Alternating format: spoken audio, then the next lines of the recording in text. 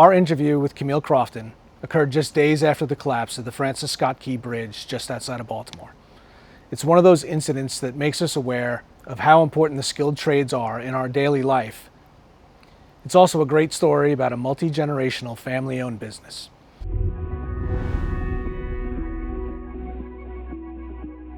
We had talked in the preparation for this, we had talked about that you're concerned that you're not a tradesperson. And let me open up by saying I'm not either, right? I'm relatively handy with tools. I can change out a faucet, I can change out an electrical socket. I cannot weld. But there are things that I can do because I feel like I need to be self-sufficient at those things. But that's not the same as being a skilled tradesperson. So let me relieve you of that burden. Okay, thank you. The expectation here is not that that you are, but I think it really illustrates so well why this conversation is so important. Because when those things happen, when it's something more complex than just a clogged drain or a faucet handle that's loose, we all really depend on a skilled tradesperson. And those are very simplified examples, but they get complex so quick. Yeah. And we're sitting here a couple days after the terrible tragedy in Baltimore with the Francis Scott Key Bridge that had an collision with a cargo ship and has collapsed. And we might get a chance to talk about what Crofton's role there may be. But that's a local, a regional, a national, and even a global trade impact that's going to rely on skilled tradespeople. 100%. And I think to your point, it's a lot of the roles that contribute to that get kind of forgotten about because they're kind of behind the scenes, even though for the things that people are using every day, like the bridges that they're using to go back and forth to work, the products that they're consuming that come through our ports, the collateral impact of such a significant piece of our infrastructure, being in that condition, is the ramifications are going to be huge. And it's the skilled tradespeople that we're going to lean on to bring that piece of infrastructure back together again, so that our society and our country can keep moving. And that's just one tragic event. Yeah. But we're really relying on people like that all Every day day. long, Every every day. day. And you know this in your industry, which explain what Crofton does, because it's not one thing, is it? No. So we started out as one thing. We were founded in 1949 as a commercial diving company. But now, present day, we're a full-service marine contractor. We provide commercial diving services, heavy marine construction, and equipment rental, mainly crane rental and rigging services, but also barge and tug services as well. And we focus mainly on the local maritime industry here in the Mid-Atlantic region, but up and down the East Coast as well. So the local maritime industry is really painting with a very broad brush. Yeah, yeah. So that includes certainly our ports and our terminals, both locally owned and private. We're in all of our shipyards, servicing the ship repair and shipbuilding industries. We're doing facility maintenance and expansion work on any kind of commercial or industrial waterfront property. We provide services to support the maritime industry and those who are directly involved in the maritime industry. So it's shipping and supply chain and logistics, it's shipbuilding and ship repair. But our divers, our crane operators, our boat captains, our welders, all of those people, they're working in those trades and working to support that industry. And it seems like they cross those lines pretty frequently, right? Your boat captains are working in all of those industries. Yes, absolutely. And that really, that was how us getting involved in so many different aspects of the maritime industry was really born. There is so much overlap in what these facilities and the clients need. You need a commercial diver to perform the underwater inspection of a facility to determine what kind of construction work needs to be done on it. And to do that construction work, you need all the heavy equipment to do it. And so us getting involved in those segments of the industry was really just born out of an entrepreneurial spirit and being willing to take on a project and address the need of our existing clients in the commercial diving space. So for example, one of your crane operators could be supporting diving operations one day. And Absolutely. And you recently completed a project here in Portsmouth on the downtown The Portsmouth seawall. Portsmouth seawall. And Yeah. that seems like you ended up pulling all areas of your business together. Absolutely. I mean, that is a great example of all three of those segments of our business working together to, for a finished product. I mean, the work on the Portsmouth seawall, that example is, that goes back for over a decade of when that really began. And it began because of an emergency inspection that took place because the seawall was failing. And so we performed an underwater inspection to determine what condition was it really in and help them come up with a plan on how to address it. And then we were fortunate enough to be able to, we are awarded contracts like that through competitive low bid because it's through a city, but we were fortunate enough to be able to bid the work, and we're awarded the work phase after phase after phase. But yeah, we have all of those trades are working on projects like that. We have our divers who are performing work, our heavy equipment operators are there, our crane operators, our boat captains. We have carpentry out there. It's a wide variety. Some of those sound like relatively senior positions where somebody's in the business for a number of years. Do they come into those positions? Can somebody grow into that? How does somebody join Crofton, and where are the points of entry? In most cases, folks are coming to us already having that vocational trade. They've already gotten their certification or their credentials, and they're coming to us with that. For our commercial divers, they've been through an ADCI accredited dive school, and those are up and down the East Coast. For our crane operators, they're coming to us with an NCCCO certification. So you just mentioned a couple acronyms for accreditation. Yeah, so ADCI stands for Association of Diving Contractors International. They're an industry organization, and their board is comprised of diving contractors, and so they really provide a lot of guidance and oversight on safety protocol, but also what are the standards that are needed in the diving industry for someone to be a competent tradesperson. So a diver might come to us right out of dive school, and they can come to us with an ADCI certification card. And we know now that they've come through an accredited dive school and they're ready to be put to work. So those accreditations, do you find that they exist in most of the industries that you work in? All of our crane operators are going to be NCCCO certified, and I hope I can get this acronym right, but I believe it's the National Commission for the Certification of Crane Operators. And that's just another credentialing body that lets you know that they've gone through the training, both an operator's test and a written test, so that they know how to use their equipment appropriately. There's a lot of math involved when they're making those lifts, and knowing how far out to extend their boom for the location that they're at. There's a lot that goes into that. So you know that when they're coming, when you have a candidate who has that certification, you know that they're equipped to perform that work. So you wouldn't hire a crane operator that doesn't have that certification? Not necessarily.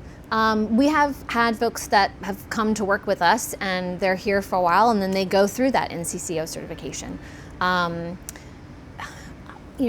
I think, really good example of like an entry point into the maritime industry is, we do have a handful of, or quite a bit of labor, of skilled labor that works here. It's, they may not have gone through a vocational trade, but they've started out here in a labor position, and then they're exposed to such a wide variety of work environments and skilled trades. Something might pique their interest. It might be being a crane operator. It might be, I think I would actually want to go be a diver. It might be, I've spent some time now being a deckhand. I think I'd like to pursue my captain's license. So there's lots of avenues that people can go down once they're exposed to all the options that really exist. And many of the people that have worked with us for a long time, we have several folks who have worked with us in the field, and they're in project management positions. Now they're in sales and dispatch. There's lots of different pathways that people can explore once they've had the exposure in the field. And really, that makes someone an extremely valuable asset in their company. If you have the field experience and you have the interest and the aptitude and the ambition to work in other roles within an organization, having that field experience makes you an extremely valuable candidate, because that stuff's really hard to train on. You can train on project management, you can train on managerial accounting, you can train on leadership topics, but if you can't really put someone in a project manager role if they've had no exposure or no experience to work like that, it's very difficult.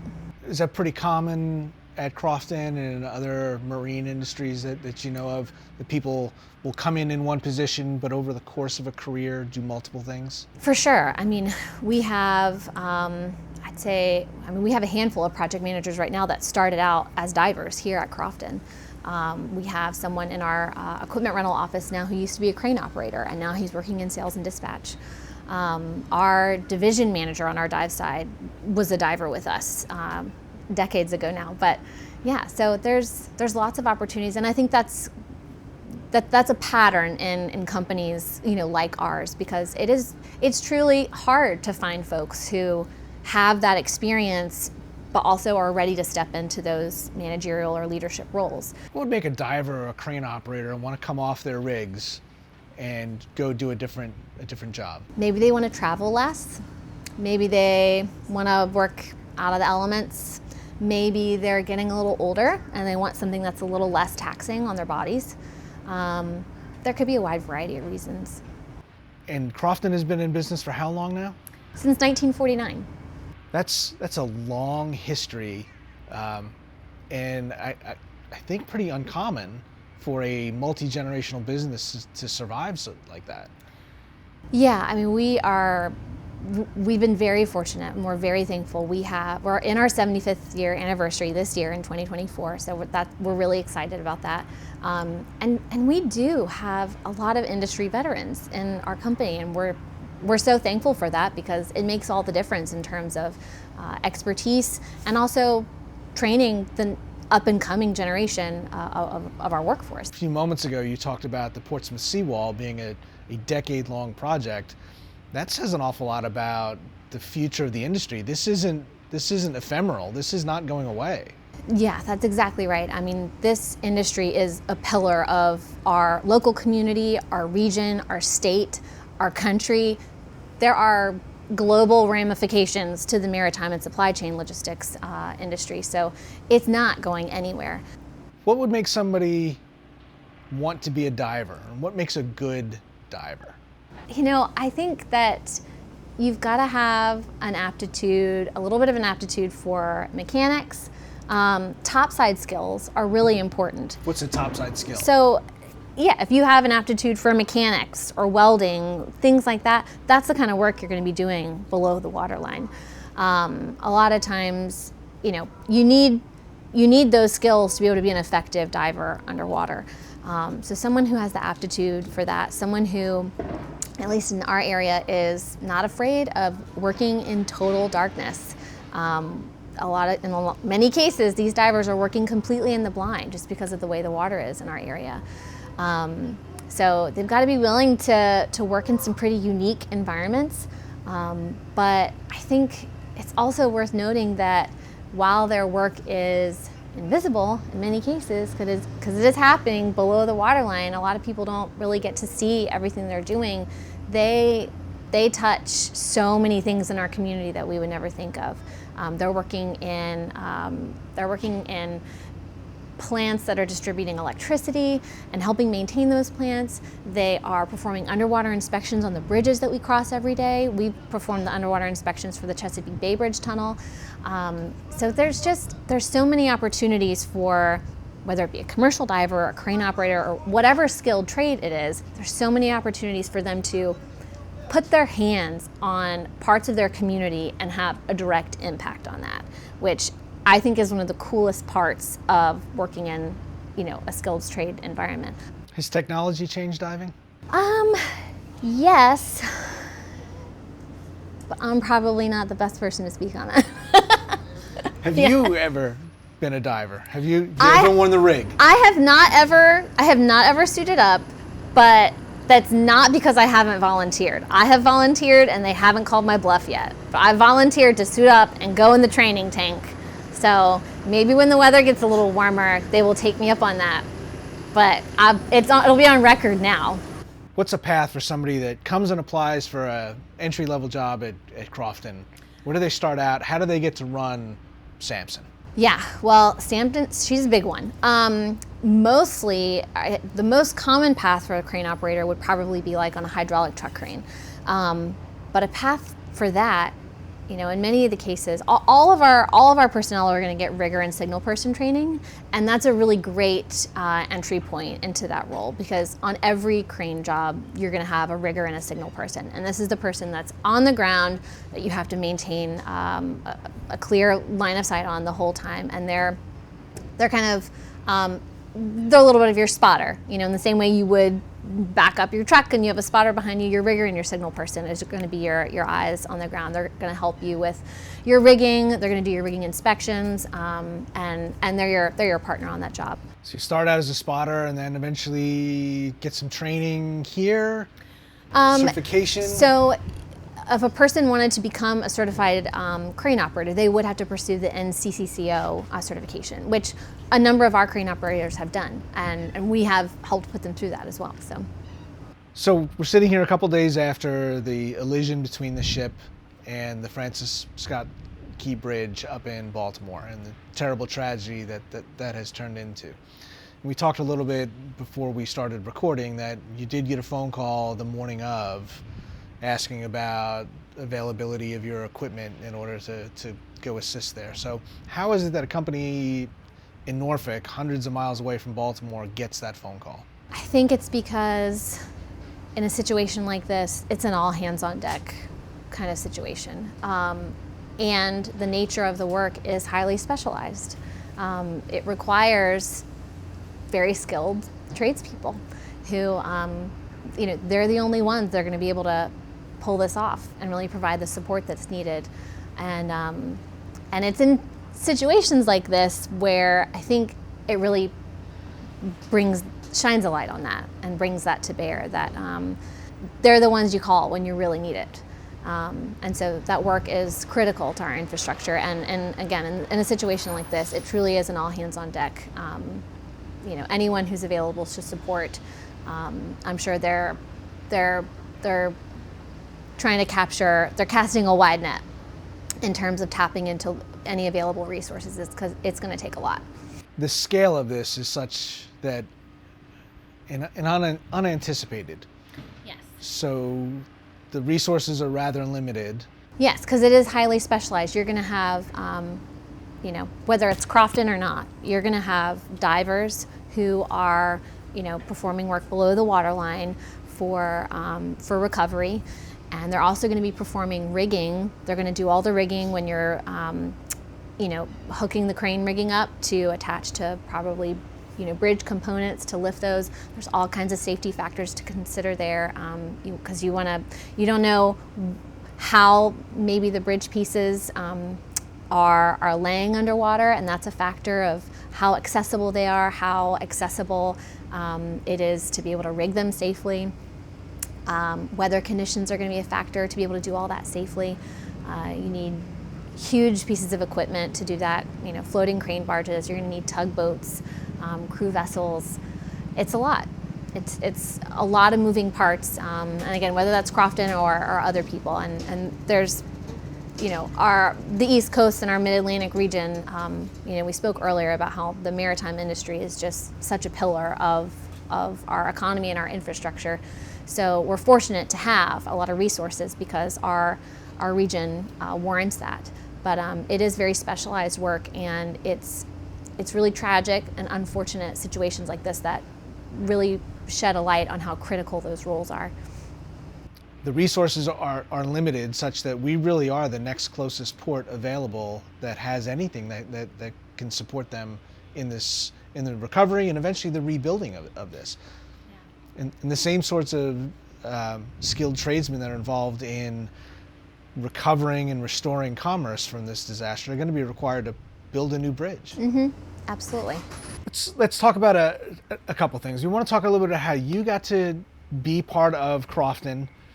Obviously, it's a family-owned business, but that doesn't mean that surely not every Crofton works in the business, right? That's true. Yeah, so I came to work at Crofton right out of undergrad, and I've worked in a number of different capacities. I started out in reception, helping on the administrative side, and then worked in marketing and communications, and I still do a lot of that work.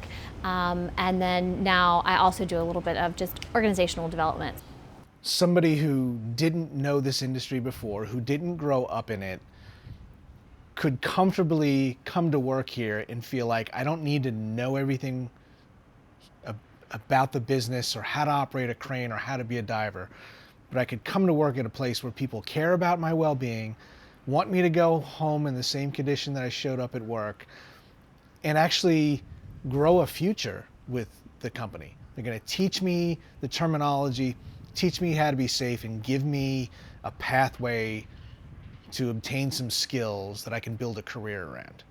If there's a person out there who thinks I'm not sure that college is for me, but I'm also not really sure what route I want to go vocationally, I would encourage them to reach out to human resources departments, whether it's at Crofton or other places.